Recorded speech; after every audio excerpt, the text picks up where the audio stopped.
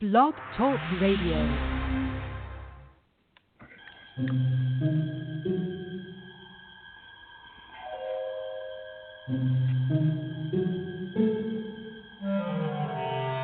Archangels, ghosts, and Bigfoot, oh my. It's just another night for Supernatural Girls. Real stories, real answers to life's biggest supernatural mysteries. And now, for another exciting interview with paranormal experts from this world and others. Here's your host, paranormal researcher Patricia Baker, on the one, the only, Supernatural Girls.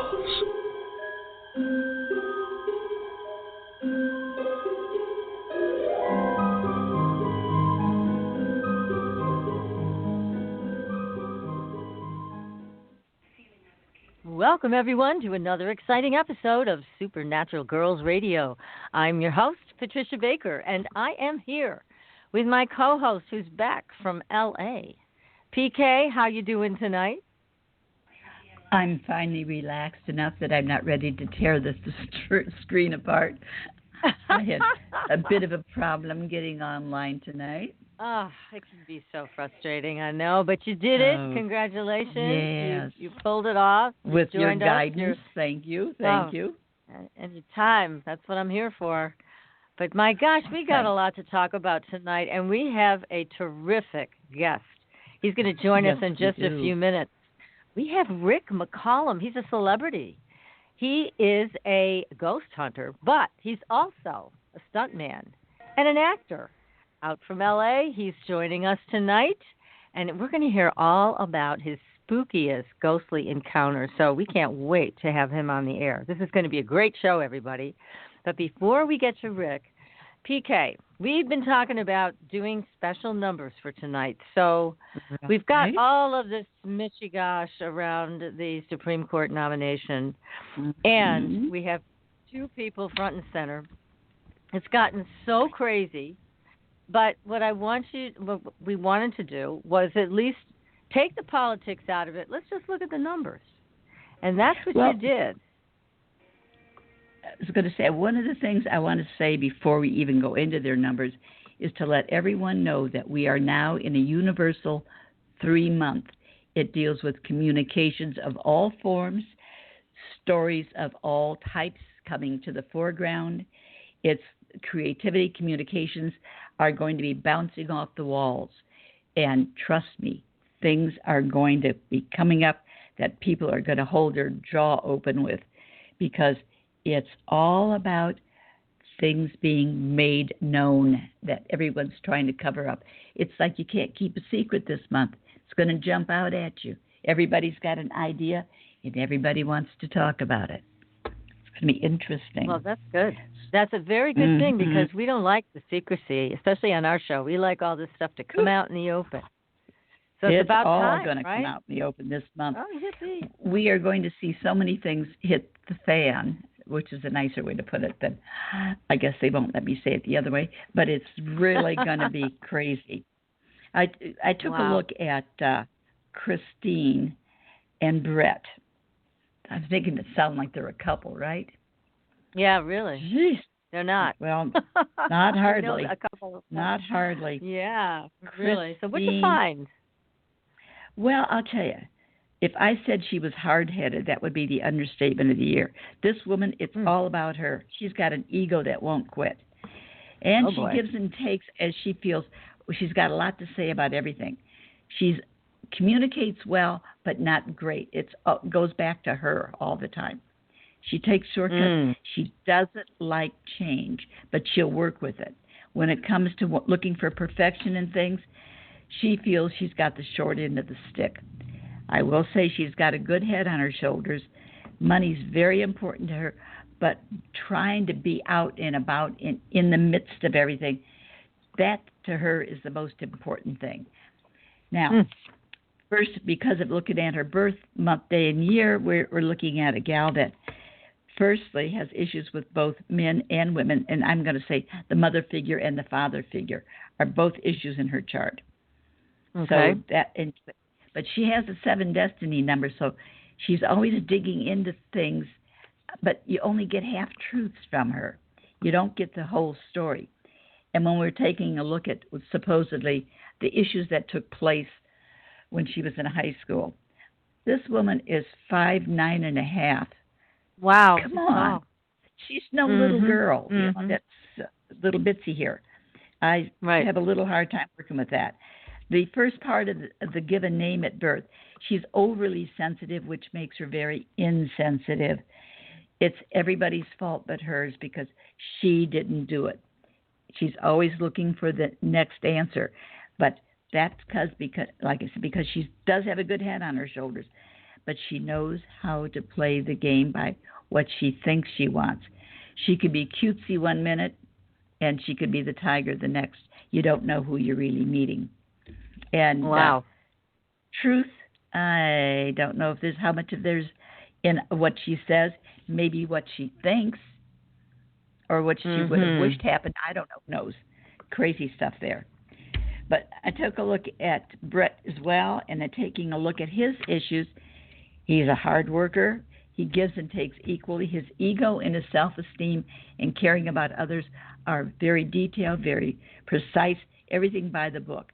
He's a good communicator, not afraid of work, works well with change, but would prefer to do it his way. Again, we've got another person that has issues when it comes to the family aspect of things. Good head on his shoulders, able to do well and control to the financial side of things. And he has issues with women, gee, surprise, in this chart here. And it shows that, so he's overly sensitive when it comes to dealing with women also. So he's a prime target, shall we say, many times because of what's going on. Now, he's in a 7 personal year going into his 8 year. So the 7-year secrets would have been made known up until October 1st. Now he's back in charge. And secrets being made known doesn't necessarily mean that they're truthful secrets. It may be information that comes out through the cracks, if that makes sense. Wow. And with thank that, you. You have so more? it's going to be interesting to see what's going to happen. Yeah, it will be. And thank you for that insight, because it's been a mess, quite honestly, for, you know, we don't want to get into the politics side of it because this is a show about paranormal, but you do offer a lot of insight with the numbers, and it's always helpful because the numbers don't lie. The numbers are just going to lay it out there and say, this is who you're dealing with.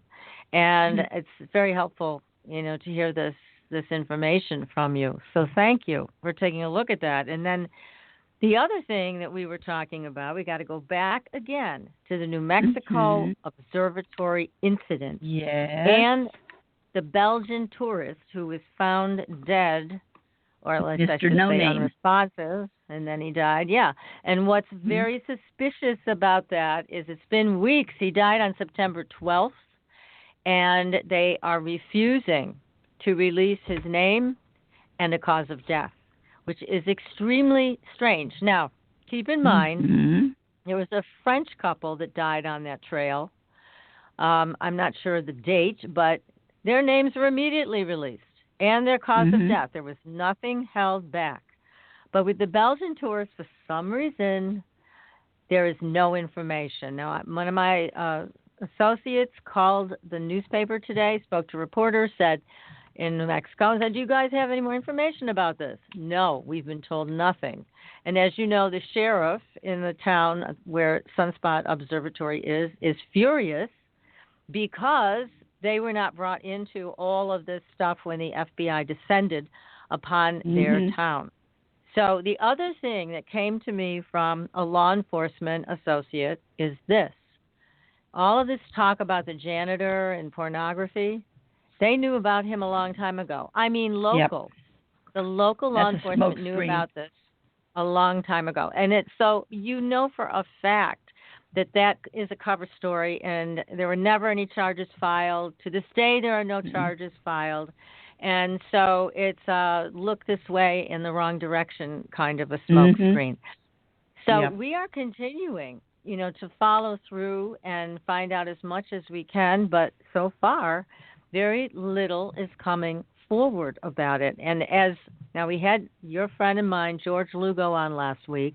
He was sitting in for you. And George is a very famous psychic medium. He's known throughout the world. He's worked with Scotland Yard. He is truly a great psychic medium. And his take on it was the same as what we had heard before, that an ET had escaped from an underground facility, because we know there's underground facilities all the way through New Mexico, connected by tunnels. And there was a strange smell in the area reported. Now, all of that seems to add up. The Black Hawk helicopters flying overhead, that adds up. And all of a sudden, this major evacuation and leaving out local law enforcement, all of that makes sense if that's what happened. And we tend to think it did. And George said this is what looks like happened. Also, our guest that came to us from you, PK, Lowell, who's also a psychic medium, lovely guy, very talented. He also reinforced what George had said. So far, everything we're hearing from readers, and you also said the only thing we can be sure of from the government is they're going to lie to us. That came out in the numbers that you ran. Yep. So now, did you take a look at that? Too many secrets. Their secrets are overlapping to the point now that it's looking ridiculous. It is ridiculous. It's laughable. I mean, they can't expect us to believe this is garbage. It's just not true. It doesn't add up. It's crazy. Now, did you have a chance to look at his death date? Since we don't have a name, all we know is when he died, which was September 12th. Well, September 12th, it was a reoccurrence of last year's issues, and that was a 3. So taking a look at that, and it would have been a 5 day. So there was some type of an accident that took place, and that's exactly what we're getting from everything else. All I can pick up from it is there's more to it that hasn't been laid out, but it's definitely a major change of some type of an accident. Wow. So, that's lots the of best crazy I can secrets get from that, without a name to work with. Without a name. I know. Yeah. And it is not for lack of trying, that's for sure. We have been on this story. We'll continue to follow it, and we will continue to report back to our audience with anything that we find out. So be sure to follow us on Facebook, Twitter. Sign up for our newsletter, The Fringe Files, on the Supernatural Girls with a Z website. And we have a new advertiser. We have Marco's Pizza in Indiana, Westfield, Indiana, brand new, just opened up with the best pizza in the area. Make sure you go. Get some great pizza there. Tell them you were sent by Supernatural Girls. We love it when you support our advertisers. It helps us out a lot. So, again, that is Marco's Pizza for the best pizza in Westfield, Indiana. It's located at 16072 Spring Mill Station Drive. Pay them a visit. Get some pizza. And listen to our show with your pizza. That's right. Sit back and relax and eat your pizza while you're listening to the show. That's right. Now, we have, as I mentioned, a terrific guest tonight.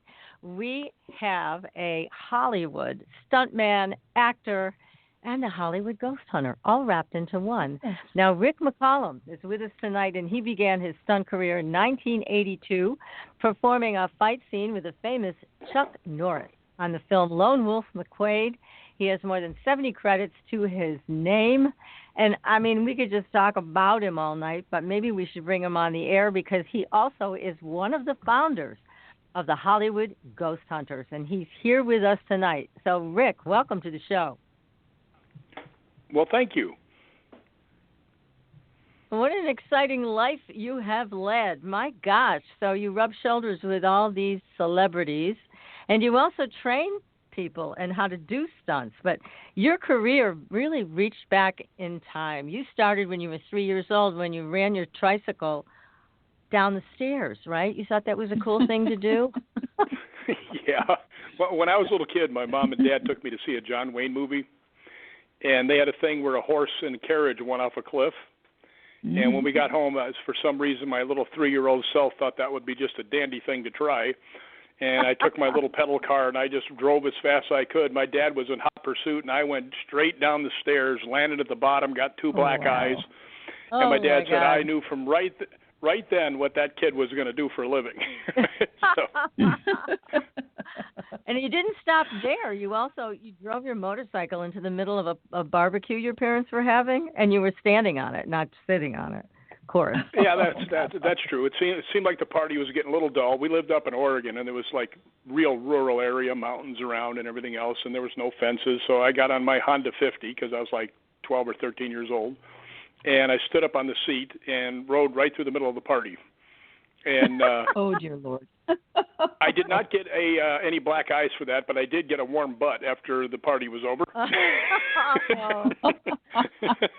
didn't appreciate that, huh? Oh no. Actually, I think my dad kind of did, but he still kind of felt, you need a little bit of a spanking for this one. Yeah, the thing to do. I had to go along with him on that one. And I think I got this one coming. Oh gosh. Well, you've performed you've acted in many films. You've been in Naked Gun, 33 and a Half, Hatchet 2. You've played monsters. You played a monster in Deep Star 6. Oh my gosh. And you also played a monster in Dark Wolf. You've been in so many major movies. Well, I've been in a lot of horror movies more than anything. I mean, I've been in J. Edgar, Clint Eastwood's movie. I've done Naked Gun. I've done a few that are fairly well known, but most of the genre that I'm in, my best friend is Kane Hodder, who plays Jason in the Friday the 13th movies, and he plays Victor Crowley in all the Hatchet movies.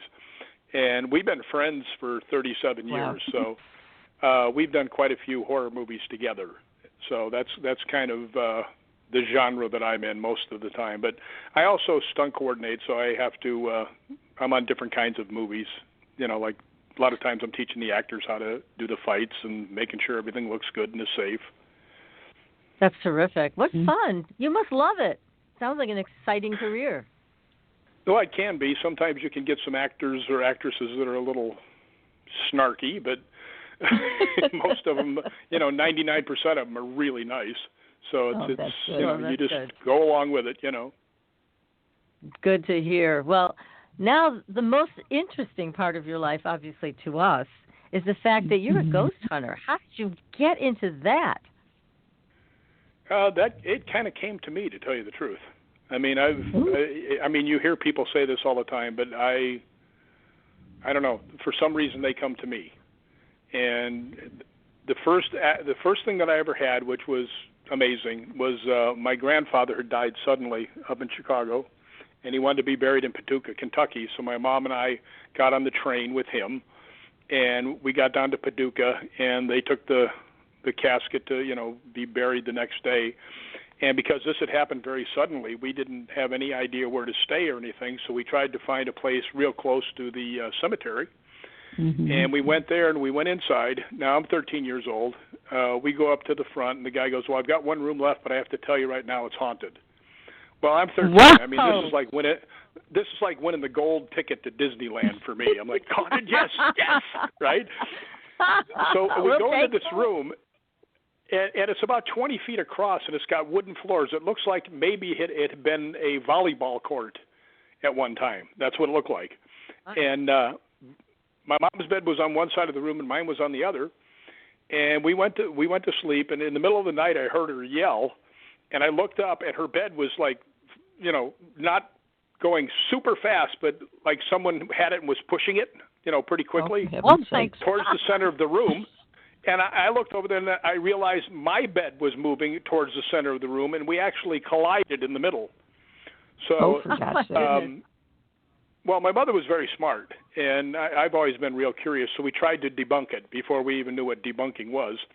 And I took a glass, and I put it on its side, on each side of the thing, to see if it would roll down the hill, to see if the things were curved towards the center, and they weren't. Good idea. We took the beds and tried to push them, and, I mean, we both shoved them as hard as we could, and they went about 2 feet. And this covered probably 10 to 12 feet each direction. So, I mean, that got my interest right there. That was my very first ghostly or paranormal thing that we couldn't explain. I mean, we tried to say maybe a truck went by, and because they're on rollers, and the floor was warped and the floor wasn't, and it, we couldn't shove them that far, so they weren't just going to roll that far on their own. So it was pretty interesting. That's fascinating. Gosh. So it took off from there. So you were always a ghost hunter from the time you were 13? Yeah, pretty much. Yeah, I mean, I started noticing things that other people weren't.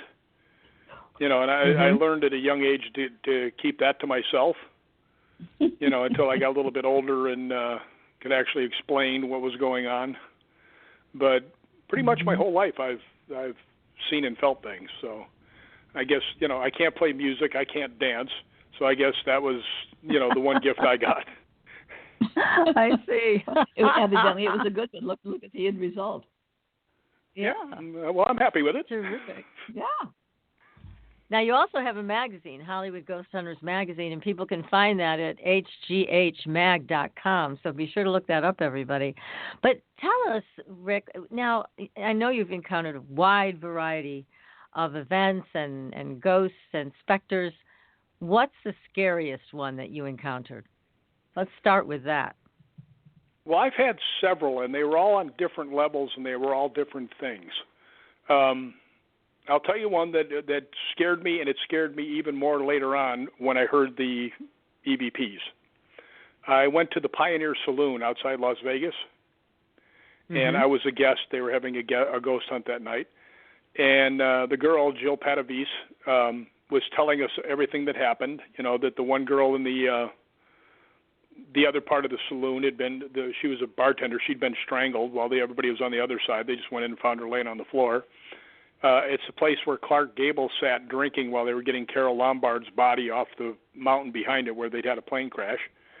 And there was another place where this guy who was, I guess he was an ex-boxer and kind of a, mean guy.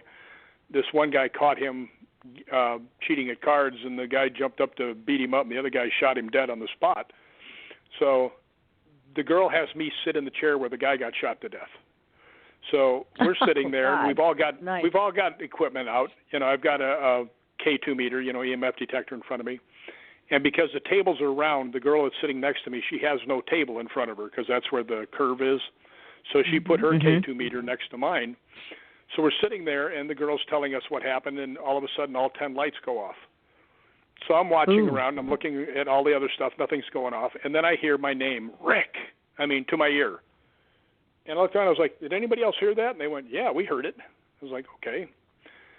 So we're sitting there, and all of a sudden the things start going off again, all 10, right? And I instantly get horrendously sick. I feel like I'm on fire. I'm ready to throw up on the table. That's how instantly sick I was. I am deathly ill instantly. And the girl looks over, and she says to me, she goes, wow, the spirits must really like you. And I think she could tell something was wrong. I just looked over and I said, I'm not so sure they do. And she goes, what's the matter? And I said, well, feel my forehead. And I figured she's going to say, wow, you're like, temperature of 158 or something. She goes, you're like a block of ice. And the girl next to me reaches over and touches my arm. She goes, you are ice cold. So instantly I'm thinking to myself, there's at least one, probably two things trying to attach to me. To get this sick, this fast, this cold. So that's what the first thing I'm thinking. So I'm trying to, stick it out, right? And then I hear again, Rick, right? And I look around and I said, did you guys hear that? They said, yeah. So anyway, I sat there for a minute or two longer, and I went, guys, I got to go outside. I am really, really sick. So I go outside, and I'm out there for like 10 to 15 minutes, and Jill comes out and asks me, she says, are you okay? And I said, yeah, I'm feeling better. Let's go back in. And I walk inside the door, and I feel like someone kicked me in the stomach. I am really sick. And I looked over at the people. I said, guys, I'm real sorry, but, I don't want to ruin your hunt.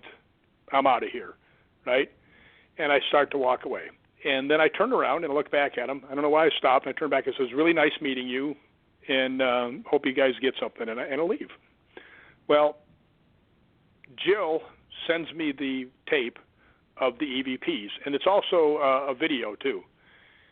And you can kind of see that I'm sick just by the look on my face. But in the thing, after she says, the spirits must really like you, and I say, I'm not so sure they do, there's a woman's voice goes, we do. Oh. Now, that's kind of cool. I go outside, and when I come back in, and I'm telling the people I'm leaving, I turn my back, I start to leave, and there's a man's voice says, turn Rick back. Right? Wow. Now I stop and I look back, stop and I look back and said, I'm out of here. And I turned around and the man's voice goes, release him. So after hearing the video, I was like, this is some really creepy stuff. So, but I was still trying to debunk it because one of the guys that was a guest there was a magician. And I thought to myself, maybe he was doing the Ricks trying to see if he could find out if I was the real deal or not. Right? Mm-hmm. So I asked Jill, I said, is he a ventriloquist? She goes, no. And I said, God, I was just wondering about the Ricks. She goes, well, I can put that to rest right now. And I said, how can you do that? She goes, the next 2 nights, they called your name 2 times each night. And so she heard that, and you weren't even there. I wasn't even there. And she goes, something wants you back. Right. So I did go back, and absolutely nothing happened the next time. So, but yeah, it's that was frightening after I heard the EVPs, because right then I knew that I was right about the attachment stuff. You know, when they're saying release him and stuff like that. And it's actually on YouTube. If you look up Rick McCallum EVPs, you know, it's on there. And I am not the one, let me give you a disclaimer, I'm not the one who went through the thing and listened and deciphered what it was saying. So if somebody else thinks it says something else, that's, you know, that's a possibility. But that's what they put down, and, you know, I kind of heard it too when I was listening. So, but yeah, I've been through so many things you can't believe. And when people say, I don't believe in ghosts, it's like, hang out with me for a while. I'll change your mind. Yeah, they will change their minds. Gosh, well, it's so interesting because you got so sick so fast. It was just like in a flash. And yet they liked you. My God, I hate to think if they didn't, what would have happened. Yeah, I mean, it was weird because, I mean, my head was pounding. I mean, I felt like I was on fire, but it was just the opposite. And I was so sick. I mean, I felt like I had food poisoning or something instantly. Now, and I hadn't eaten anything there or anything like that, so that couldn't have been it. It couldn't have been. And so did it stop as soon as you walked out? No.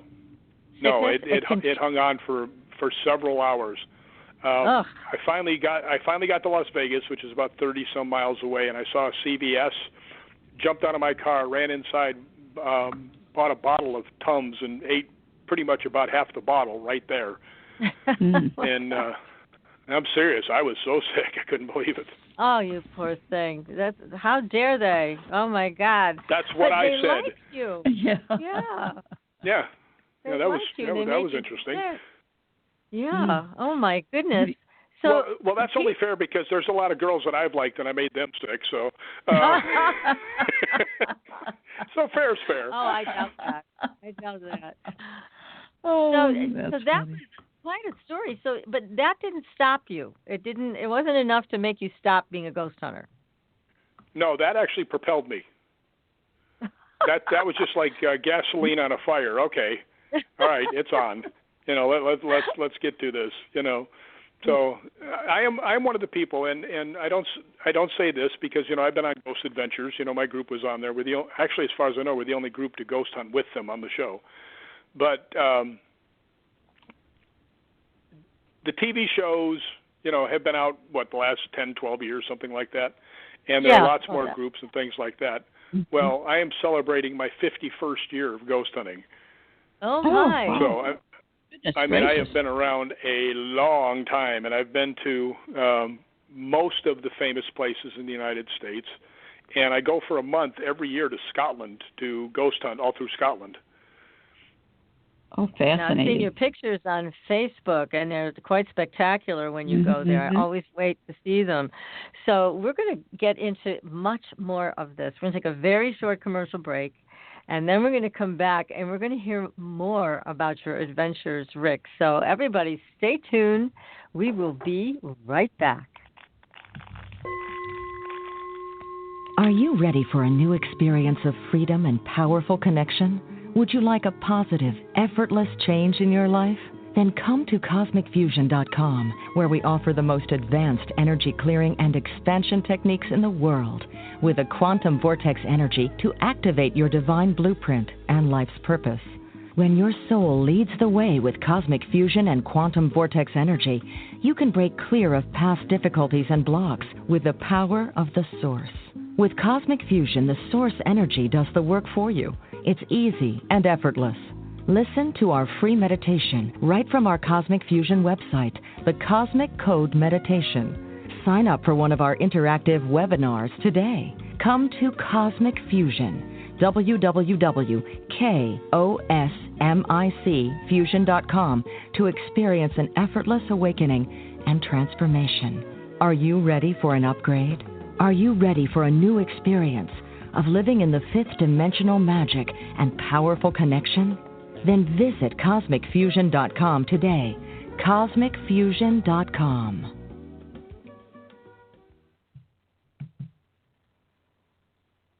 Your property tax bill. Have you seen it lately? It's frightening. Your property taxes are going up while your home value is going down. It's time to fight back and win. For the real truth about the property tax system, get attorney Pat Quintilian's book, Are You Getting Screwed on Your Property Taxes? How to Find Out and How to Fix It. Attorney Quintilian answers all your questions and gives you the facts you need to fight a property tax bill that is spiraling out of control. You'll also read about what happens to property owners who don't check their property records, only to find out too late they're taxed on square footage, fixtures, and even buildings that they don't own. Is this happening to you? Learn your rights. Buy attorney Pat Quintilian's book today. Are You Getting Screwed on Your Property Taxes? How to Find Out and How to Fix It. Available on Amazon.com. Astridian is a family of cosmetic products with 98% pure ionized minerals. We combine our science with a blend of essential oils to nourish and take care of your skin's health. How does it work? All Astridian products contain the proprietary redox technology, having the capability of simulating an ionic zinc-copper superoxide dismutase effect. This free radical scavenger currently in your body has been diminished by toxins and the daily stresses of life. It is a perfectly balanced mineral complex that all $200 an hour dermatologists, their professors, and ancient history have proven. Redox technology is a process of reducing the skin's oxidation by transferring electrons from a radical state to a stress-free normal condition. Oxidative stress is a form of cellular aging, and as science has proven, a precursor to disease. The free radical theory of aging states that organisms age because cells accumulate free radical damage over time. Damaged cells are not beautiful, but healthy cells are. The Astridian family is presented in 4 different uses that cover unique benefits to your body. They are the Essential Anti-Aging Series, the Multivitamin Series, Sports Series, and Professional Series. Regain your youth with the power of Astridian. Visit www.astridian.com and inquire. Use the code SUPERNATURAL and receive a 10% discount on your first purchase. Astridian, the beauty of being healthy. Welcome back, everyone, to Supernatural Girls Radio. I'm your host, Patricia Baker. I am here with my co-host, PK, and our guest tonight, the fabulous Rick McCallum. He is a ghost hunter, a stuntman, and an actor. So, Rick, where do we go from here? That was quite a story you just shared with us, but you said that's just one of many. Oh, my goodness. So, tell us the next there one. are. Well, the next one, I was there, but it didn't happen to me. But it was one of the most bizarre things that I've ever been a part of in my entire life. And to be honest with you, if I didn't know the people that were involved, and I would vouch for their veracity, it would be hard for me to wrap my head around this, because once I start telling you, you're just going to go, what? But I went with a group from Edinburgh, Scotland, Edinburgh, as they say over there, and we went to a place, Yorkshire, England, which actually we stopped in Liverpool and went to another place where I happened to see a full-body apparition in the theater, which was actually really cool. But we went over to this place called Bolton Abbey, which is a beautiful, beautiful, grounds right next to the river, and it's got the abbey itself. There's no roof because they took it off because it was crumbling, and the floor itself is grass. Because the grass has grown over it. And I was there with another group, Anubis Paranormal from England, their guests, and we were going around, and there were 2 other guys there, Peter and Chunk, his name was, and they were bouncers from a bar in Liverpool. and I was walking around the grounds with them, and we walked over, and on the altar, which is not an altar anymore, it's just a rise in the grass, they said that they had witchcraft and satanic rituals on there, and they had built a fence around it so nobody would go in. But, you know, they were ghost hunting, so they went in. And they're standing on this altar. And I was trying to tell them that it's not a good idea to mess around in them kind of places. You know what I mean? Yeah. And yes, absolutely. It was weird because the three of us, the two other bouncers and myself, were hollering, and they didn't seem to pay attention. I mean, didn't look over, nothing. And, you know, that was the first key. I was like, wait a minute, what's up? And then then we saw a light on the other side of the building, so we walked around the corner. And as soon as we walked around the corner, we heard all this chaos going on. So we zipped back around the corner. We were only gone 10 seconds at most. And the way it was, there was one guy he was standing there facing one way, and there was 1, 2, 3, 4, 5 people facing him. And when we got around there, the girl that was facing him was standing up. The girl behind him was on his knees. The guy behind her was on his knees. The guy behind that was laying on his side, and the other guy was on his back, completely knocked out. Oh, for heaven's sakes. We're sitting there, and I see the girls working on him, you know, trying to get to the guy that's knocked out. And I do all, like, the safety and stuff. I'm certified in CPR and, you know, life rescue and stuff because I was a lifeguard for years. So I told Peter, I said, Peter, jump the fence, bring him over here, right? So Peter runs over, grabs him like a sack of wheat, and throws him over the fence to me and Chunk. Well, we go over and we set him down on a chair, and he's leaning against Chunk, and he's totally out, right? And I make sure everybody stays near me. Of course, they were doing that anyway because they're concerned about Brian. And he starts shaking. And I'm thinking there's one of two things. Something's attaching to him, or he's going into shock. So I grab him and I set him on his back on the ground, and I say, let's get something and pick his feet up. So the one girl there brings over both her equipment cases, and we put his feet up. And he's still shaking, so I took off my coat and covered him. And he's still shaking, so everybody there took their coats off, and we just buried him under the coats. And I'm slapping his face trying to get him to wake up, and it took a good 15 minutes to get him back where he could stand up. And I started talking to the people, you know, while he was laying there warming up and stuff. And I asked them each one at a time. And I asked the first girl, I said, what happened? And she said, well, Gary was trying to lead the thing, and he kept telling us to kneel. And this girl was a soldier. And she goes, I told him I'm not going to kneel. And he said, don't you dare defy me. And she goes, I'm going to rugby tackle you off of this altar. right. Oh, but anyway, she said right then, and this is, I know this is going to sound hard to take, but this is what they told me, and I believe them because I know them, that she says a face that looked like a goat's head with no eyes came right through his face at her. And she screamed. Oh, my God. Oh, my God. And that's what we heard. And then the girl behind her said, well, I was already kneeling, but I heard her scream, and I looked up, and I saw a goat's head with no eyes go by. So each person I asked, I didn't get to ask the third guy. But the fourth guy, I asked him, I said, what happened? And this gave it a little more value because it made me think they didn't all sit around and tell the story. And I didn't think that of them anyway because, like I say, I know them, and I would vouch for them. Right? Mm-hmm. But he didn't say it was a goat's head. He said it looked like a ram's head with no eyes. So I thought, okay, well, they're all trying to describe the same thing, but it sounds a little different, but it's close enough. And then when Brian finally woke up, I asked him, I said, what happened? He goes, I have no idea. So he did not see the ghost. No, he didn't see anything. All he saw was the inside of his eyes for about 15 minutes.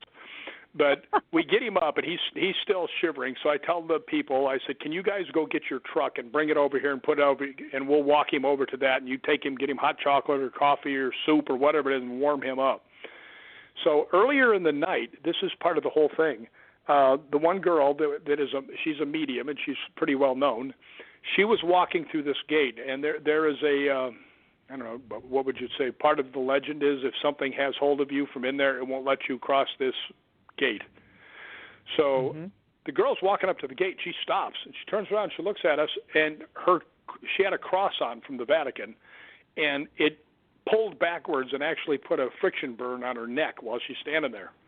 Oh my and goodness. you know, we're all looking at her. She goes, "I can't go through the door." I said, "You got to go, right?" And her name's Mandy, and Mandy says, all right. She forces herself to get through there. Well, the next one was a girl who's a soldier, and she's as tough as they come. And she looks at me, she goes, "Something's trying to keep me here too." And she just soldiers on right through it. Well, I get up there, and I just walk through it. It didn't bother me a bit. But we get the guy, you know, when we go back and we've got Brian, and me and Peter, one of the bouncers, have him under the arms, and we're taking him, and he's got his head down, and he's staggering. You know, he's still not all the way there. And I'm thinking to myself, I want to see what happens when we get near the fence, right? Because this other stuff that had happened and the legend of it, and something definitely happened to him. Mm-hmm. So when we got there, he's got his head down. He doesn't know where he is. And we get about 10 feet from the fence, and he puts his feet down, he yanks his head up, and he starts trying as hard as he can to go backwards, right? So I looked over at Peter. I said, "Peter, pick him up." So me and Peter picked him up and ran him through the gate and just threw him in the back of the car, right? I said, "Get him over there and get him hot stuff." So they drove off with him so he couldn't try to get back in. But what was causing this, though, Rick? What do you think was behind all this? I mean, certainly we know a lot of wild stuff goes on with witchcraft and with satanic ritual, but what exactly was happening there? Well, you know, I can't tell you. I mean, it would be all conjecture, but my theory on what happened, just the fact that it's a goat's head with no eyes is a classic symbol of demons. I mean, there's no doubt that's a classic thing. And, you know, the fact that they all saw the same thing on a place that people had been doing satanic worship and witchcraft, you know, that's one reason I don't go and ghost hunt on places like that, because somebody else could have opened a door, and you never know who's going to walk through, you know. Good. So And very good point. Yes. Yeah, so that's the only thing I can figure is that, you know, because you're not going to get 6 people to tell you the same story and not, you know. Right. You know, even if they were making it up, you would catch it. And like I said, I trust these people. They weren't making anything up.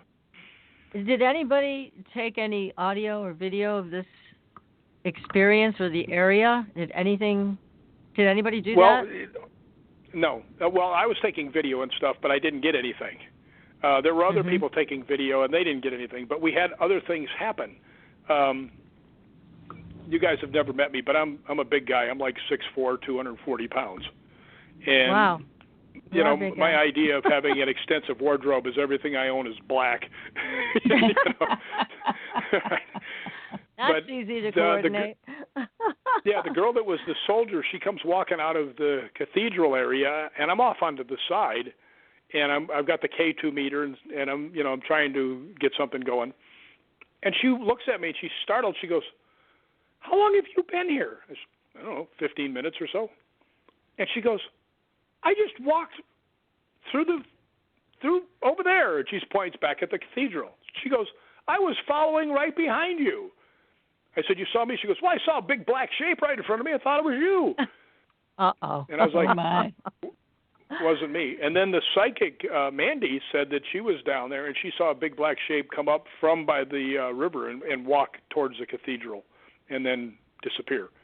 So Bolton Abbey is a very strange place. But that wasn't it for the end of the craziness that night.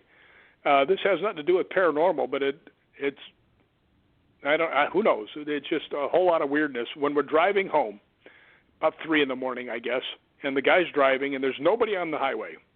All of a sudden, the girl in the back seat screams. I'm sitting in the front, and I'm so tall I can't see anything because it's a small car, and I can see in front of me, right?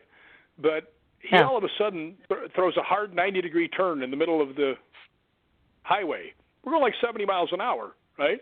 Oh, wow. And he starts going, "Prayers and light, prayers and light, prayers and light, prayers and light." And I'm like, what the hell is going on, right? So he pulls over, and I said, "What's going on?" And he still keeps driving. He goes, and the girl goes, "There was a young guy up on the bridge, and he was trying to jump." And I said, "What?" And they said, "Yeah, he was actually standing on the outside of the bridge, and when he saw us, our car coming, he leaned out. He had his hands back on the bars behind him, and he leaned out and squatted, and he was going to jump in front of our car, which if he had landed on our car would have killed all of us in there because, I mean, he was up probably 30 to 40 feet, and we were going 70 miles an hour. But he didn't go because Gary had seen him and swerved because he was, pretty sure that he was trying to use the car to finish himself off. But, I mean, high weirdness all night. It's like... Goodness gracious. Yeah, and unpleasant stuff. I mean, stuff where people are getting knocked unconscious and seeing devil symbolism. That's pretty spooky stuff. But it didn't deter you. Did it? No, that fires me up even more. Of course. Did you guys ever see the movie Tombstone? Yes. There's a line in there that perfectly fits what happened that night. And there's a thing there after Wyatt Earp walks into the thing and everybody's shooting at him. They can't hit him, and he's killing everybody right and left. And they're all sitting there, and the one guy goes, "Have you ever seen anything like that?" And he goes, "Hell, I ain't even ever heard anything like that." And that's exactly, I've never heard anything like this. Yeah. I say, people send me stuff for the magazine. I'm online all the time. People are always sending me their stories and stuff. I've never heard anything like this. So that was very crazy stuff. But it makes sense. I mean, that type of energy, it has a large field, and can certainly reach out far beyond where it originated. So I wouldn't be surprised to hear that other people were affected by it and became depressed, suicidal, whatever, because that all is part and parcel of that energy, isn't it? I would guess so, yeah. But I wouldn't equate the guy jumping because he was a ways away, and I asked because I didn't know this. I said, "Man, who in the world would jump off a bridge and try and land on a car to kill themselves?" And I said, and the guy says, "Oh, it's pretty common around here." I was like, "You're kidding? Really? Good grief!" See, that's people my jump point, off bridges in front of cars? Yeah, see, that's what I'm saying, is once that energy takes hold in an area, it goes out far and wide. It doesn't just stay in that one specific spot. That definitely may be something to that. I think so. My goodness. Yes, it's really amazing. Well, so how long did you stay over there in Scotland? I stay there for a month every year. Oh, my goodness. Okay. And so I actually go around Rosalind Chapel a lot and up in that area, St. Andrews. Okay. Yeah. So now with Rosalind Chapel, that's really a crazy place, isn't it? Because it has demon heads and devil heads all through the chapel. Well, it's got gargoyle heads and all kinds of stuff around it. I don't think I made any friends there. I mean, I have a lot of friends at Rosalind Chapel, but I asked the guy that ran the place, because the big story ever since the Da Vinci Code came out was that they hid the Holy Grail and the Ark of the Covenant at Rosalind Chapel. The Knights Templar did. And I happen to know something about the Knights Templar because I was fascinated by them. And I asked the guy, I said, "Look, I wanted to ask you a question when nobody else is around." And he goes, "Okay, what is it?" I said, "This place was built in 1447. And he goes, "Yeah." And I said, "And the Knights Templar brought the Ark of the Covenant and all that stuff here?" And he goes, "Yeah." And I said, "The Knights Templar were wiped out in 1307. That's 140 years earlier." And he just looked at me like it had never dawned on him this huge gap in history on the story. Yeah, so how could they be there? Yeah. How could they have delivered the Ark or whatever there? Yeah, that's a good question that you asked. I'm sure he liked you after that, huh? Well, no, he was still very nice. People in Scotland, by the way, are the nicest people on the planet. I mean, they are so nice. They are sickly nice. I mean, they're so nice you want to punch them. I had a lady over there. I messed up my reservations, all on me, because I was being a big shot because I knew a lot of the different hotel people from being there so many times.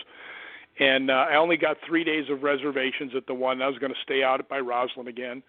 And I went out there and I said, "Hey, I want to get a room for the weekend." She goes, "Oh, we're totally booked." And I was like, "This place is never booked. I'm usually the only one, or there's 2 people in the place. There's 8 rooms in this little place right across the street from the chapel." And She goes, you don't know what's going on, do you? And I went, that's frequently the case, right? So she goes, the European Rugby Championship is here. She goes, and I was just on the master hotel list. She goes, there's not a room between here and Glasgow. Oh, my goodness. And I'm like, oh, my goodness. Uh-oh. So I asked her, I said, is there any other place I can try? She goes, yeah, there's one other place. Call her. So I called this lady, and I said, look, I screwed up on my reservations. Do you have anything? And she goes, no, I'm sorry. We've renovated, and we don't have many rooms, and we're all booked up. And I went, dang it. And she goes, what's the matter? I said, well, I saved up all year to come here for a month, and it looks like, 2 days from now I'm going to have to leave. I'll be here like a total of 4 days. And she goes, oh, can I call you back? And I said, sure. So she calls me back about a half an hour later, and she says, look, I don't know if you'd be interested in this. Now, I've never met this lady, just called her on the phone. She goes, I don't know if you'd be interested in this, but I talked to me mom, right? She goes, me mom was going to England to visit her sister for 2 weeks, and she said you can use her house while she's gone. Oh, my goodness, and I said, how sweet. I said, really? I said, how much does she want? She goes, don't you dare offer her money. She'll get mad. Oh, and I said, wait a minute. I said, you're going to let me live in your mother's house for 2 weeks for free, and you've never met me. Why? Right? She goes, it's simple. Yeah. Because you're asking why, and you asked to pay. And I went, okay. Uh-huh. So we ended up, they're actually really good friends of mine now. I mean, I always visit them and stay at the other end when I come there, to make sure I get to hang out with them for a while. So, but I mean, that's how the people in Scotland are. Mm. Well, no wonder you want to go there every year. That's a wonderful story and a good testament to their character. They were so happy to help you. Gosh, that's great. Well, there's supposed to be a big portal out that way. You what? Oh, you con people? Every place out there is haunted. I mean, every place in Scotland is haunted. I mean, if you go back and look at their history, it is one of the most bloody nations in the history of the world. Because the English and the British were duking it out, or the Scottish and the British were duking it out for hundreds of years. And not only that, the clans were duking it out with each other. So even though Scotland, and I don't know if you know this because I didn't even know this, I was really surprised, Scotland was voted the most beautiful country in the world. Oh, I didn't know that. And after you've been there, you realize why. I mean, it's gorgeous. I mean, it's amazing. But yeah, it's I wouldn't doubt that the whole place is a portal because very rarely do you go anywhere and not have some activity. And the nice thing about Scotland, there. Well, there's a lot of dilapidated castles, and the nice thing is if they're dilapidated and you want to go ghost hunting them, you know what you do? You go in them and ghost hunt. There's no forms to fill out. There's no security. There's nothing. But on the other hand, if you broke your leg, fell down and broke your leg, you'd go before the judge and say, I want to sue them. And he goes, well, what do you expect banging around in a dark castle in the middle of the night? Dismissed. Common sense. I mean, they're just, that's what I'm saying, though. The people are so ridiculously nice. I'll tell you another one real quick.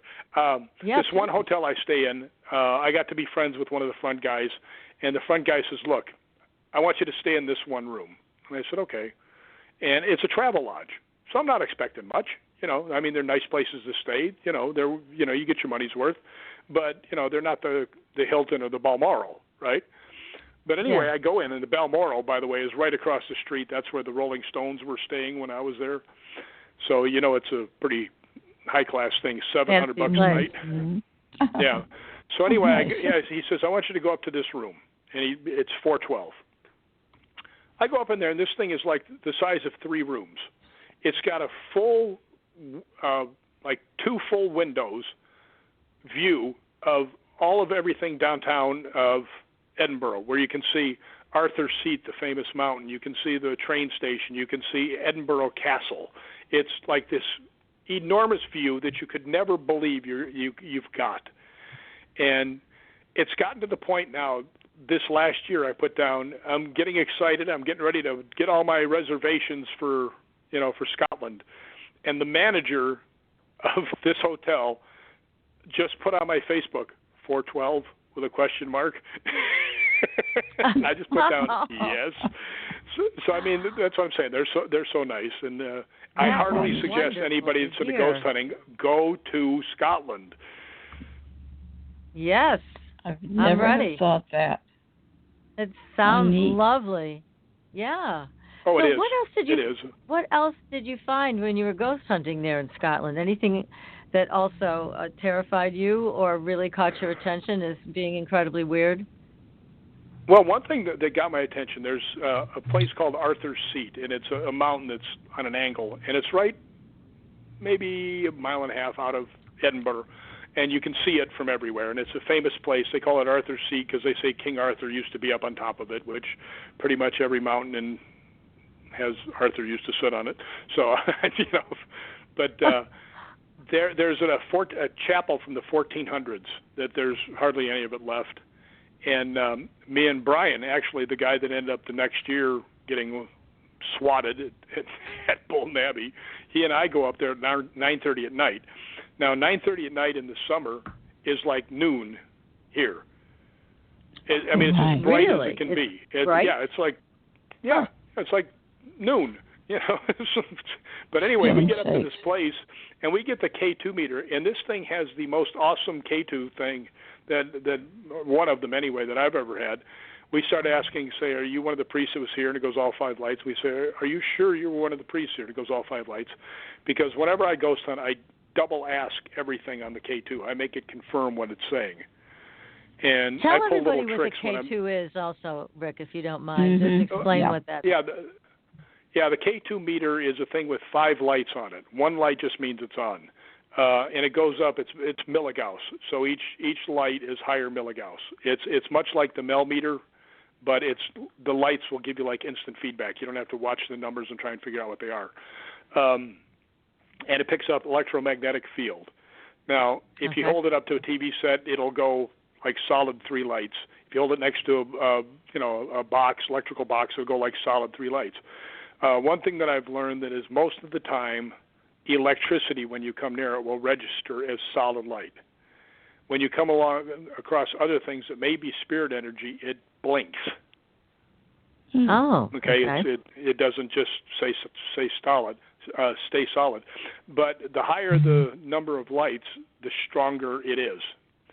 And when you're getting like three, that's pretty good.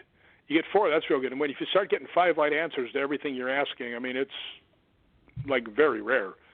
But we were getting 5 lights answers to everything we were asking, saying, were you one of the priests here?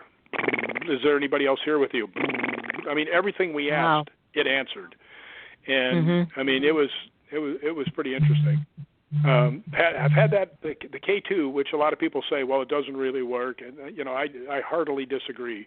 And I just came back from Scarefest, which is a huge paranormal and horror show in Kentucky.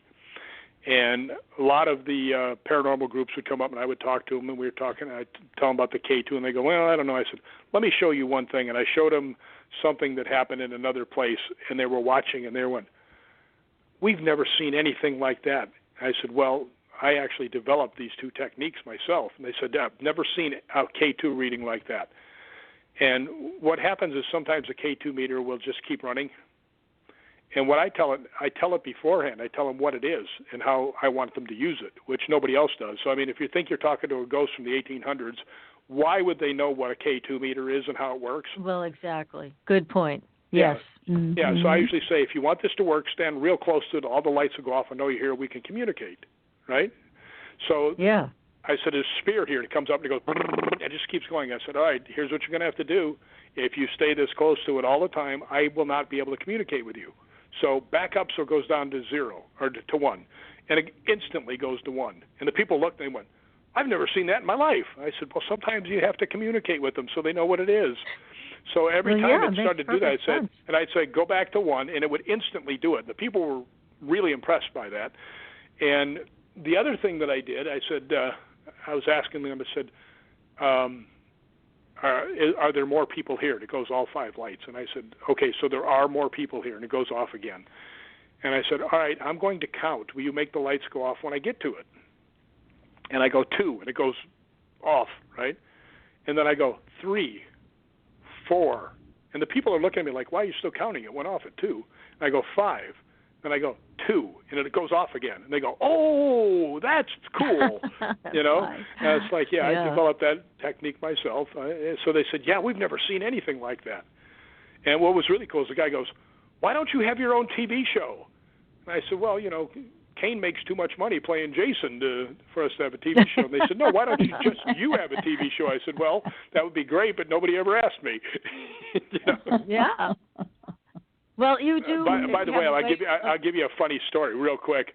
I was at one of these conventions. This guy comes up and he goes, yeah, you got a really good group because, you know, Kane plays Jason, R.A. plays Leatherface. So some of the guys in our group are pretty famous. But this one guy came up to me and he says to me, he goes, yeah, you guys are a pretty cool group. He says, but some of these other guys have been on TV. And I said, yeah. And he goes, yeah, but they have their own TV show. And I said, well, we've done over 300 movies between just the three of us. We win. That's right, you do. Gosh. Well, you know, and honestly, you know, how far can you take some of this stuff on television? Because you never know what's going to happen. It's a real iffy thing. And there have been accusations leveled at some of the Ghost Hunter series and actors that they're actually making it up. Because you can't really count on the ghost to cooperate every time you go into a place, right? Well, that's absolutely true. I mean, I cannot tell you how many times I've sat alone in a dark building and just sat there and absolutely nothing happened. I mean, more times than I care to count. But I will tell you, the biggest ovation I've ever gotten at any of the talks that we give, you know, at these paranormal conventions, somebody asked, they said, well, why don't you guys have a TV show? And I said, well, I'll tell you real quickly. I said, a very big production company asked us to have a TV show, and they had the power to get us on. And the guy looks at me, and we're getting along great, and he looks at me and he goes, and he asked me the same question you did, but in a little different way. He said, so, you know, we're going to hit some spots where it's, you know, nothing's happening, and, you know, it's a TV show, so what can we do? And I told the crowd, I said, so I asked him point blank, I said, are you suggesting that we fake evidence? And he goes, well, we got to keep the place, you know, interested. And I told him, I said, I got up and I said, hey, thanks for stopping by. Yeah. You know, and just walked out. So, you know, that's the only thing that I have to my name that I can protect is my integrity. Right. That's very important to me. So, that's, it's just something I'll fight about. You know, it's good for you. What draws you to certain places? What draws you to certain places that may not have any information about them at this point in time? But what do you feel that makes you feel that an area should be looked into? Usually it's just from word of mouth from other people of things that have happened or the history of the place. But I'll give you, for instance, I was walking back home from the market. It's about 1.5 miles from here. And there's an old house. Now, I live in an area that's mostly apartments.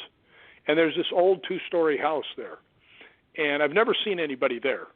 And I was walking along, and I just stopped, and I was looking up there. And in the second-floor window was a little girl, maybe 10, 11 years old, in a white dress, looking at me. Right? So I waved, you know, friendly dude. And she didn't budge. Right? So I waved again. And, you know, she just waved a little bit and gone. Right? She didn't vanish in front of me. Just she turned around and was gone. Right? And I was like, finally somebody moved in. Well, about 2 months later, I'm walking along, and there's the guy out in the front hacking all the weeds down, and he's obviously cleaning up the place because it was all overgrown. You know, nobody had been in there for a long time. And a little boy was out there, and I was talking to him. He goes, yeah, this is my son. I said, well, I saw your daughter. He goes, I don't have a daughter. I said, well, did somebody live in here just before this? He goes, no, this place, nobody's lived here for years. And I said, well, come on over here. I want to tell you something. And he goes, why? I said, because I don't want your son to hear it. Right? And he walks over. I said, about 2 months ago, there was about 10 or 11-year-old girl in a white dress standing in that window right there. So sometimes I'm drawn to things, and that's, you know, that'll happen with buildings too. I mean, I've been inside the market I go to, and they said, you know, I got my Hollywood Ghost Hunter shirt on, and they'll say, yeah, ghost hunting, yeah, do you ever feel spirits? And I said, sometimes. They said, you do? And I said, yeah. I said, there's 2 of them in here. They went, what? I said, yeah, there's a man and a woman in here. And the guy goes, are you kidding? I said, no, the woman seems to be back by the meat department, right? And he goes, you're kidding. And I said, no. And he goes, the woman in the meat department committed suicide. Wow. Oh, wow.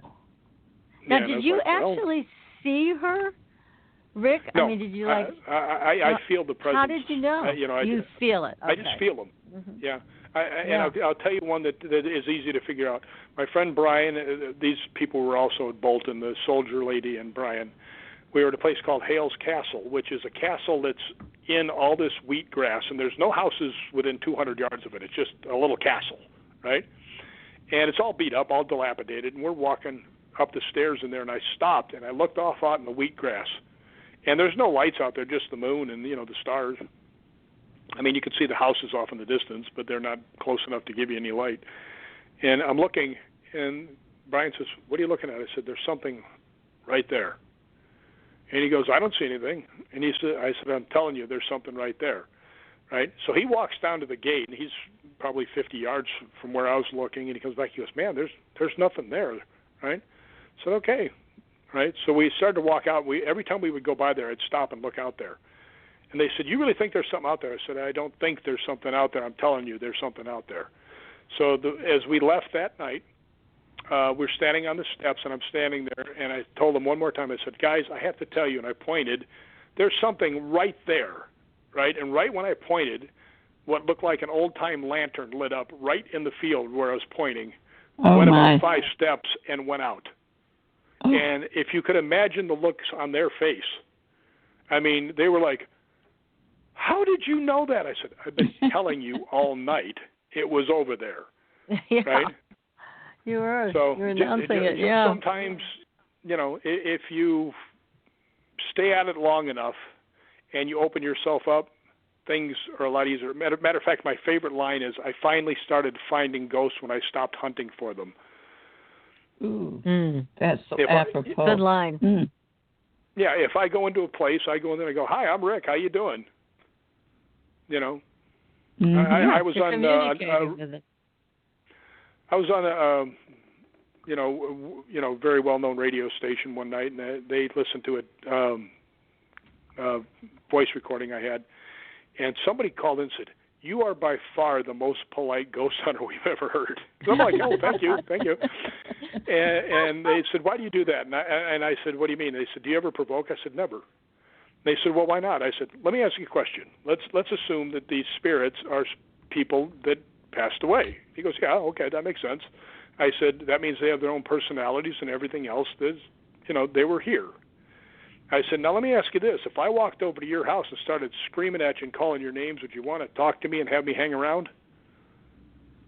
And he says, no. I said, then why do you think people that, have passed away and are now spirits are going to want to communicate with me when I can't see them unless they want me to, right? They won't talk to me unless they want to. Why do you think they're going to interact with me if I'm acting like a jerk? Yeah, and then exactly. people are like, well, yeah, that makes a lot of sense. Mm. Well, we've had these conversations, PK and I, over the years with guests on our show, and they are hunting for the Wolfman or hunting for Dogman or hunting for Bigfoot. I mean, it implies an aggressive nature right there. And the people that we've had on the show that do what you do, which is set up a respectful communication, they're the ones that get the answers. They're the ones that get the most fascinating pieces of information. So it makes sense to do it like you do it. Good for you. Yeah. Yeah, like I say, I think if you're open to it and let it come to you, it's like when you first come into a room and there's a dog and he's a little shy of you. If you go over and try and get him to play with you, he's going to push away. But if you just sit there, eventually he's going to come to you. Yeah, good point. And that's right. It's the same way with that. Now, have you ever had the experience, Rick, of going into a place and a ghost follows you home? I can't say for sure. I have had something in here that didn't belong here, which was quite scary. I don't think I brought it home with me, though, because personally, and it's hard to say this without sounding like a self-aggrandizing jerkwad, but I know that I'm not alone. You know, I happen to know that there are things around me that protect me because I've almost died and something interceded on my behalf in no uncertain terms to keep me from getting killed. So I know that there's something protecting me. So that doesn't bother me. When people are saying, do you do anything to, not have them follow you home? It's nope. So I don't think anything has ever followed me home, but I have had something appear in my apartment, and it was nasty. So what was it? It took a while. Well, it was just a big black shape that stood up in front of me in the middle of the night when I was going to get a drink of water. And like I said, I'm a big guy, and it just dwarfed me. And the lights were out, but I have light that comes in through the blinds. And I could see this movement, and I threw my fist up because I think it's a burglar. Right, my first thing is in spirit. Oh, right, yeah. Because I can see this thing move. So I'm standing there, and as it goes up, I can see it backlit by the light from the kitchen, and there's a light on the microwave, the clock. And as it goes up, I see the light in the clock go out. So I know that there's something between the clock and me blocking the light, right? So I know something's there. And it goes up, and I mean, it's huge, right? And I could actually kind of feel, if you're open to stuff, an energy coming from it. And the energy was not nice. Let's put it that way. This was meaning How did you get harm. rid of it? Well, what I did is I just stood there, and I wasn't going to give it the, what it wanted. It was obviously trying to scare me, and it was doing a good job, but I wasn't going to let it see it scare me, right? So finally I waited for a second, and I kind of faked one direction, jumped the other, and hit the light just in case it was actually really a burglar, and it was gone. But it would make itself known every once in a while. So finally I had my spirit box out, and there was a couple girls here, and they were playing with it. And I had started to see white shadows. Now, other than the TV show, I've never even heard of a white shadow, right? So I thought to myself, well, if the dark shadows could be something bad, maybe the white shadows are something good, right? So I asked the spirit box was just chattering, and that they don't do that. If you get a word every 5 minutes, it's pretty cool. They were one word after another, after another, after another. And finally I just said, look, what are the white shadows? And it said something like lint or macaroni, something that made absolutely no sense, right? And I said, no, I'm serious. I really want to know what the white shadows are. And it said 2 words in a row, which they generally don't say, and it went, scent protection. Oh, my. And I was like, good. And I thought, oh, well, that's pretty cool. And one of the girls goes, well, are you good or bad? And it went, loving. And I was like, oh, how sweet. The good guys are here, right? So that night, I had a feeling that he was here. Let's just put it that way. I won't say exactly what happened, but I had a feeling that he was here. And I walked out into the living room.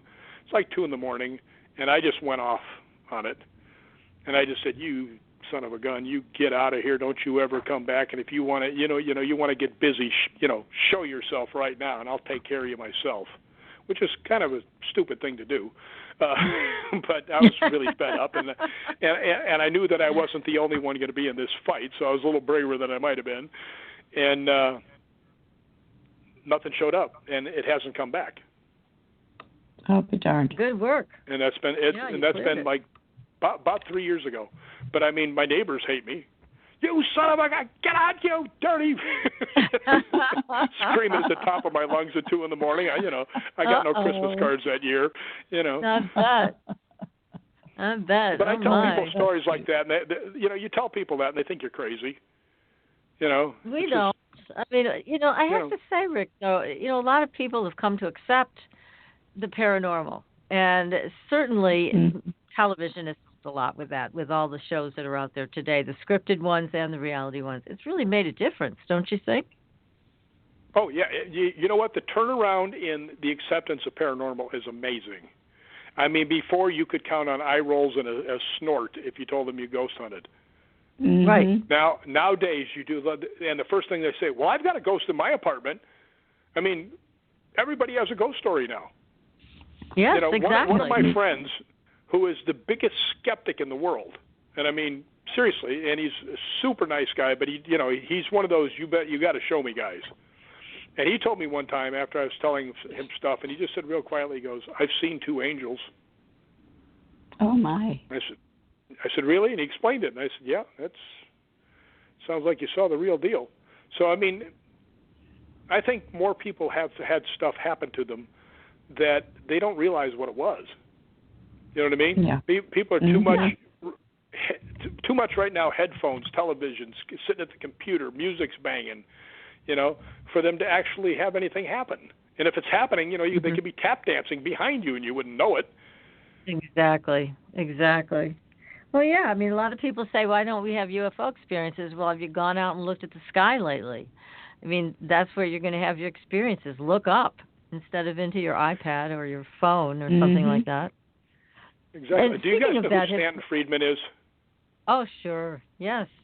Well, Stanton's a friend of mine, and actually I had the good fortune to have dinner with him and Chris Rutkowski, who's like the Canadian Stanton Friedman. And the first time I met him, we were in the green room. We were doing a radio show from the Queen Mary, and Stanton looks at me with those eyebrows and over the glasses, and he goes, "So you're a ghost hunter, are you?" And I went, "Well, yeah." And he goes, "And you believe in ghosts, although there's not a shred of empirical evidence for it." And I looked at him and said, "You're into UFOs?" And he looked at me for a second, and he smiled, and he goes, "Touche." Oh, gosh. Have you ever had any UFO experiences, Rick? Yeah, actually I have. And nothing earth-shattering or something. I love the stars. I mean, I really do. I mean, if I live in California. You never see stars out here because there's so much ambient light you can't see anything. But I used to drive from L.A. to Tennessee, and sometimes I'd drive like through New Mexico in the middle of the night, and the stars out there are spectacular. And one night they were so spectacular. This is back when I was first starting. I had my '73 El Camino with the big smashed-in, back end. I was a chick magnet driving around in that car.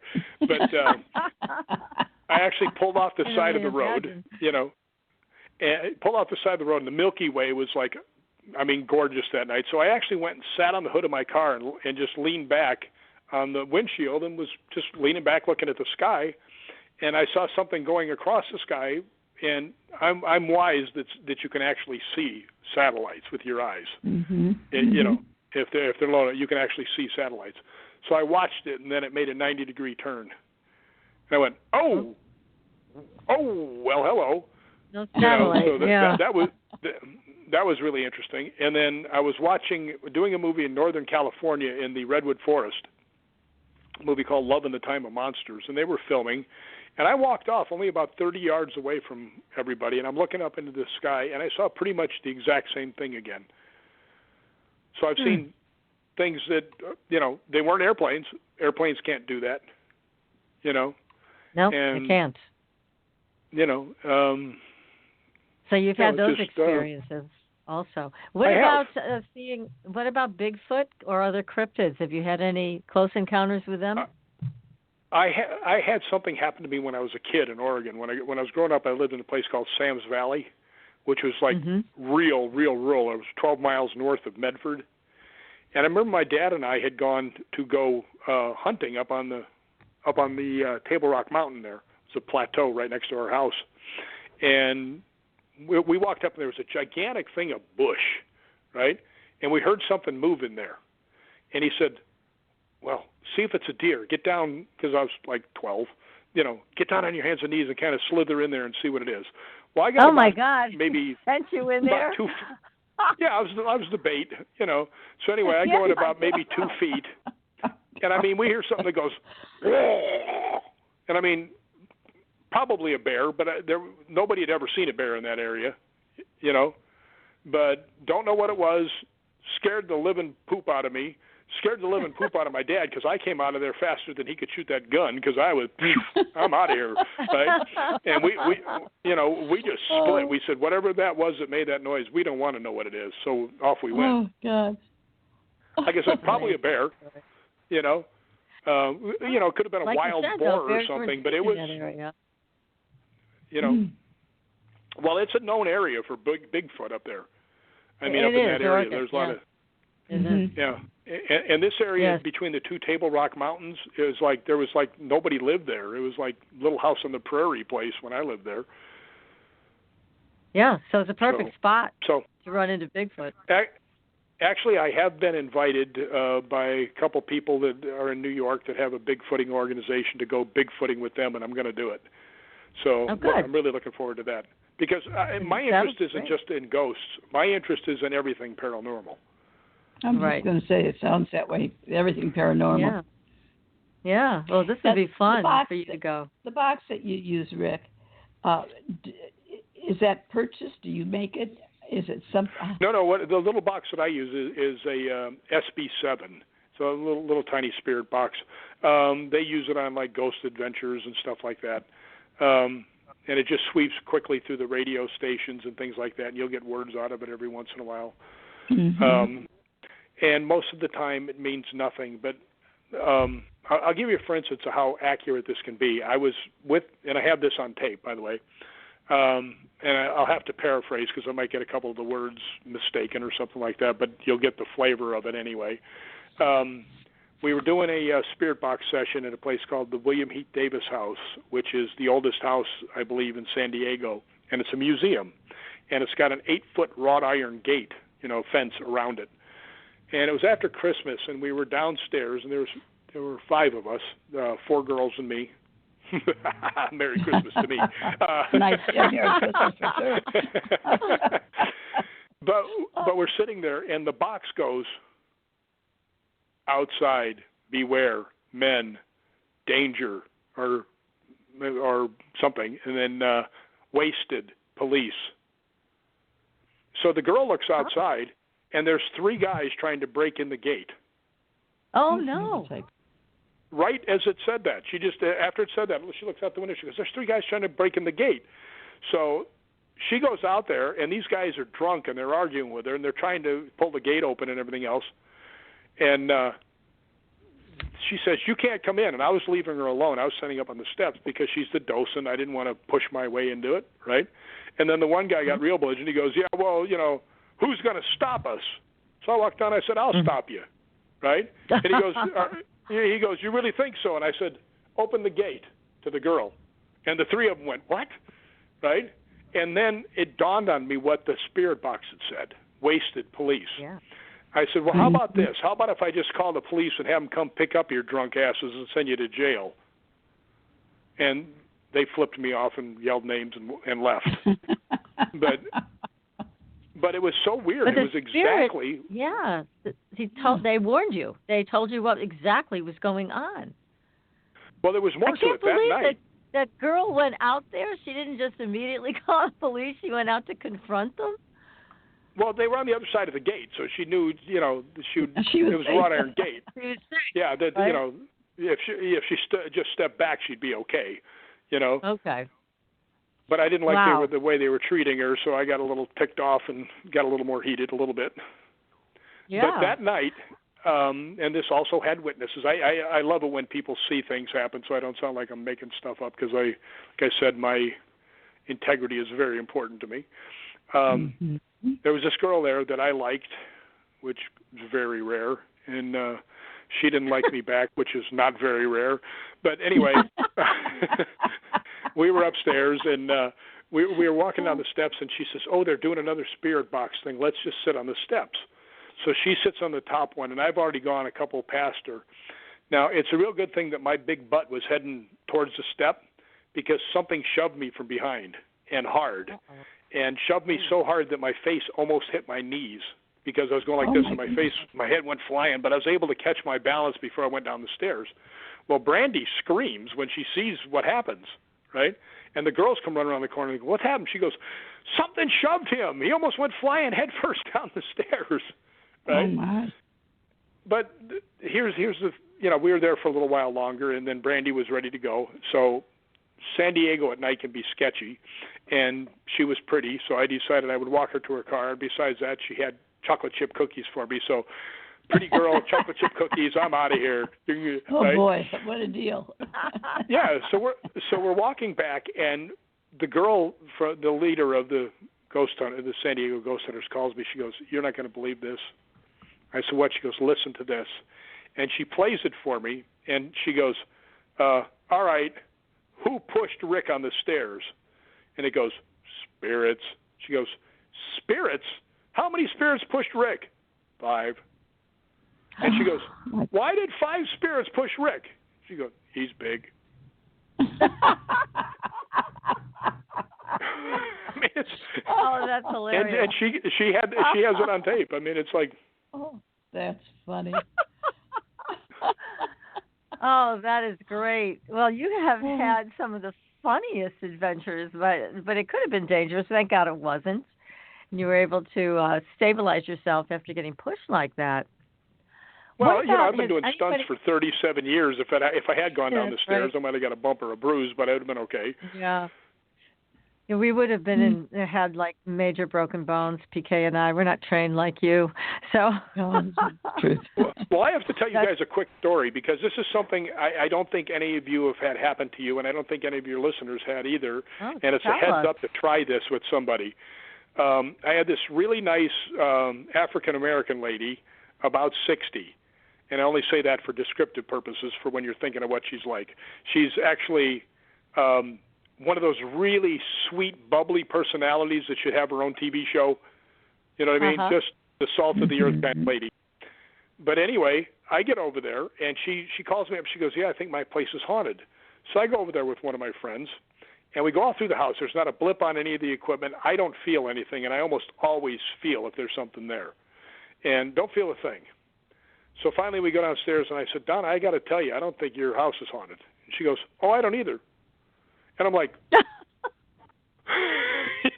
"Why am I here?" I'm thinking, I didn't say it. About? Right. And she goes, "I think that something's attached to me."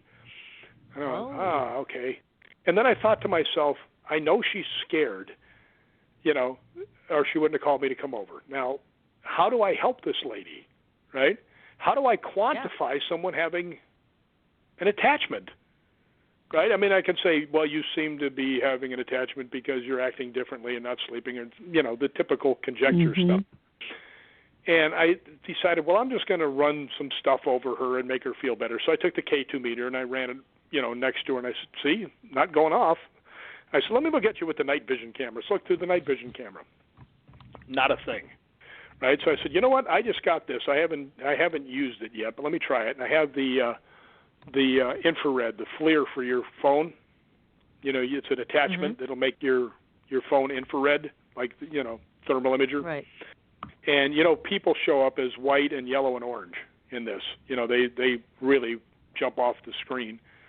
So I said, well, let me just try this, and I picked the thing up and I looked through it and I almost passed out because right in the middle of her actually a little bit to the right of her stomach, about maybe the size of a football, is a solid black shape. Oh. Now, black is ice cold. Okay, it should not be that cold on a human. So she was right. She did have something. Well, that was the first thing I thought, this could be true. And I said, okay, can you do me a favor, Donna? Can you go up and walk up and down the stairs? And she goes, why? I said, because I just want to see if I have a camera anomaly or not. I want to see you going up and coming down. So she goes up. There's nothing on her back. She turns around, comes all the way down, and it's right the same place. So I told her, I said, look, all I can tell you is what I have heard through lots of years, and it's worth a try. But from what I've heard, you have to tell it to get off of you, get away from you in no uncertain terms. And she goes, well, how do I have to be mean? I said, the meaner you can be, the better. And she goes, well, how mean? I said, well, pretend you found your boyfriend making out with your sister. Right? No, that would do it. Okay. Right? She goes like this. She goes, do you mind if I use my faith? I said, Donna, if that makes you feel better, use whatever you want to use. Well, I swear I wish I would have filmed this because this lady would have gone viral in a minute. She would have had her own TV show, I'm telling you. She puts her hands above her head in fists and says, the power of God commands you to leave. Get out! Get out! Don't come back. I mean, I was over at the door. I was ready to leave. I mean, she was really convincing. Really. Wow. So anyway, so she stops. I hate to stop you, Rick, but we're almost out of time, and we're going to be cut right off. So I just want to find out the end of the story. Was she okay? I looked at her, put the camera on her, and it was gone. Oh, for heaven's all sake. right. Good job. And Now, I have also the pictures. I have the pictures to show people. Okay. Wow. Well, how do people get a hold of you? Should they go to your website, hghmag.com?